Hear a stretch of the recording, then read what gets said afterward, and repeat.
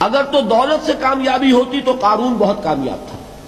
اگر حکومت سے کامیابی ہوتی تو فرعون اور نمرود بہت کامیاب تھے۔ کامیابی ان سے نہیں ہے،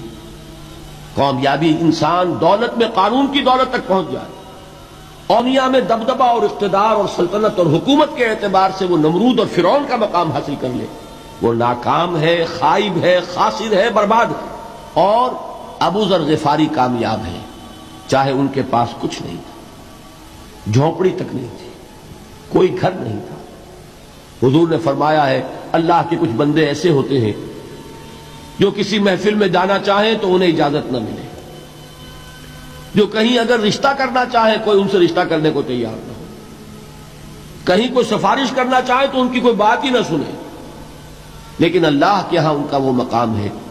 کہ اگر بھولے سے بھی کسی بات پر قسم کھا بیٹھتے تو اللہ ان کی قسم کی لاج رکھتا ہے۔ اگر تو دولت سے کامیابی ہوتی تو قارون بہت کامیاب تھا، اگر حکومت سے کامیابی ہوتی تو فرعون اور نمرود بہت کامیاب تھے۔ کامیابی ان سے نہیں ہے، کامیابی انسان دولت میں قارون کی دولت تک پہنچ جائے، دنیا میں دبدبہ اور اقتدار اور سلطنت اور حکومت کے اعتبار سے وہ نمرود اور فرعون کا مقام حاصل کر لے، وہ ناکام ہے، خائب ہے، خاسر ہے، برباد ہے۔ اور ابو ذر غفاری کامیاب ہے، چاہے ان کے پاس کچھ نہیں تھا، جھونپڑی تک نہیں تھی، کوئی گھر نہیں تھا۔ حضور نے فرمایا ہے اللہ کے کچھ بندے ایسے ہوتے ہیں جو کسی محفل میں جانا چاہیں تو انہیں اجازت نہ ملے،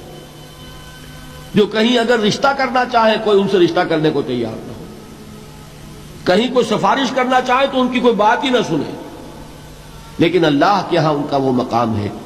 کہ اگر بھولے سے بھی کسی بات پر قسم کھا بیٹھتے تو اللہ ان کی قسم کی لاج رکھتا ہے۔ اگر تو دولت سے کامیابی ہوتی تو قارون بہت کامیاب تھا،